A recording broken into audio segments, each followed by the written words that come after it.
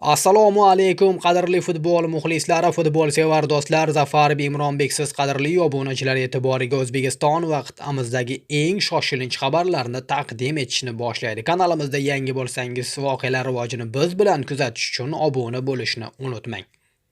Paxtakor bosh murabbiyi Pedro Moreira klubdan ketdi. Kamoliddin Tojiyev vaqtincha bosh murabbiy bo'ladi. Nima uchun Paxtakordan Pedro ketgani hozircha noma'lum. Shu bilan birgalikda Andijonda murabbiylik qilib kelayotgan Aleksandr Xamyakov ham klubdan ketgan. U katta ehtimol bilan G'uzorning Sho'rton jamoasiga borib qo'shilishi mumkin.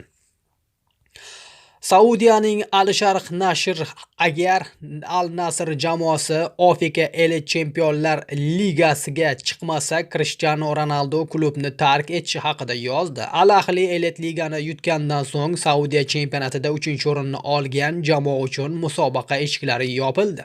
Endi faqatgina Saudiya Arabistoni professional ligasida chempion va vitse-chempion Elit Liga yo'llanmasiga ega chiqadi.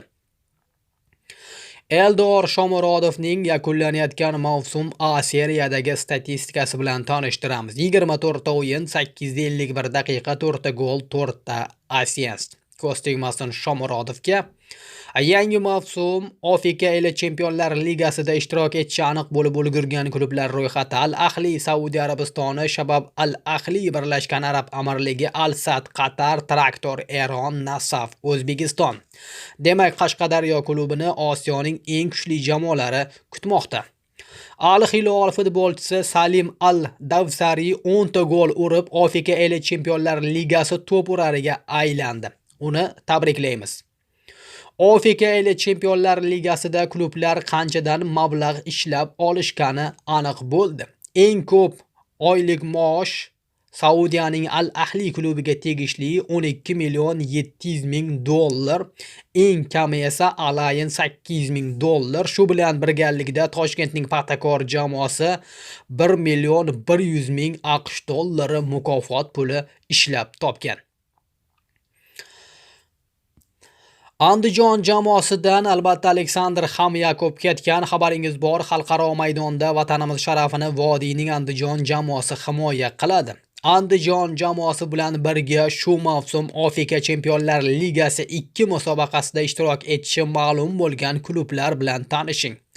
Andijon O'zbekiston, Al-Garafa Qatar, Al-Haldiya Bahrayn, Mahxun Baygan Hindiston, Istiqlol Tojikiston, Gamba Osaka Yaponiya, Pohang Steelers Janubiy Koreya, Beijingguan Xitoy, MacArthur Avstraliya, Selangor Malayziya, Kayo Ilialo Makao. Shuningdek, musobaqaning play-off bosqichida Regar Tadas, Arkadag va Manila Diger klublari ham ishtirok etishi ma'lum bo'lgan. Voqealar rivojini kuzatishda davom etamiz.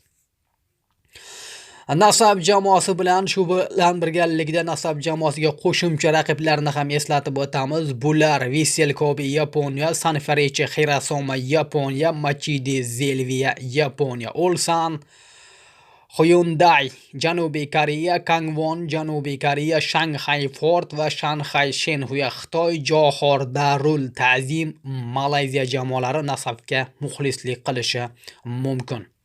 Saudiya Arabistoni 2026, 2027 va 2028-yilgi U17 Osiyo Kubogiga mezbonlik qiladi. Bu haqidagi qaror Osiyo futbol konfederatsiyasi musobaqalar tashkil etish qo'mitasining Jidda shahrida o'tkazilgan yig'ilishda qabul qilindi. Afrika sayti ma'lumot berishicha, o'smirlar o'rtasidagi Osiyo Kubogi mezbonligi uchun Saudiya Arabistonidan tashqari Xitoy va Iroq mamlakatlari ham da'vogarlik qilgan, lekin mezbonlik yana bir marta Saudiyaga topshirilgan. Bizningcha bu O'zbekistondan uchratilgan alamli mag'lubiyat bilan tushunish mumkin.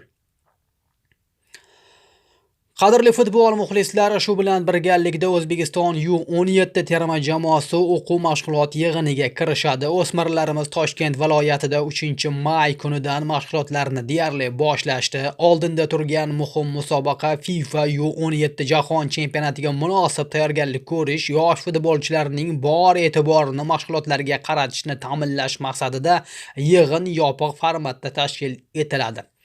Voqealar rivojini kuzatamiz. Qadrli futbol muxlislari, sizlarga yetkazmoqchi bo'lgan xabarlarimiz shulardan iborat. Albatta, keyingi xabarlarni o'tkazib yubormaslik uchun kanalimizga obuna bo'lib qo'ying. Biz yana gaplashamiz. Salomat bo'ling.